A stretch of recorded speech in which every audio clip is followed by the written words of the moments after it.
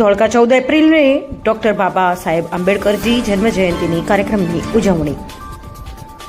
ધોળકા શહેરમાં આંબેડકર નગર સોનારકોઈ વિસ્તારમાં વિશ્વ વિભૂતિ, વિશ્વ રત્ન, Bharat Ratna, symbol of knowledge, શિક્ષણ ક્ષેત્રમાં દુનિયાના 193 દેશોમાં 32 ડિગ્રી પ્રાપ્ત વિશ્વની શ્રેષ્ઠ યુનિવર્સિટીના સર્વશ્રેષ્ઠ પ્રથમ વિદ્યાર્થી તરીકે નામના પામનાર જીઓની કોલંબિયા યુનિવર્સિટીના ગેટ પર પ્રતિમા છે તેવા અને અખંડ ભારતના લેખિત બંધારણના ઘડવૈયા, લોકશાહી ભારત દેશના પ્રથમ કાયદા પ્રધાન, ભારત દેશના શિલ્પકાર એવા દુનિયાના દેશોમાં ભારતના સંવિધાનને સર્વશ્રેષ્ઠ સંવિધાન નિર્માણકર્તા તરીકે ખ્યાતિ જેને પ્રાપ્ત થઈ છે તેવા ડોક્ટર ભીમરાવ રામજી આંબેડકરજીના 135માં જન્મદિવસની ઉજવણી નિમિત્તે સંગઠિત સોનારકોઈ યુવક મંડળના ભીમવંશી ભીમપુત્રો દ્વારા આંબેડકર નગર ચોકમાં આતિશબાજી કરીને ડીજેના તાલે ભીમ ભજનો સાથે નાચી કૂદીને તેમની પ્રતિમાને ફૂલહાર પહેરાવી પુષ્પોથી વધાવી તેમને અને તેમના કાર્યક્રમોને સમગ્ર વિશ્વ સદૈવ યાદ રાખે અને અનુસૂચિત જાતિના દરેક લોકોને જાતિવાદથી રક્ષણ અપાવી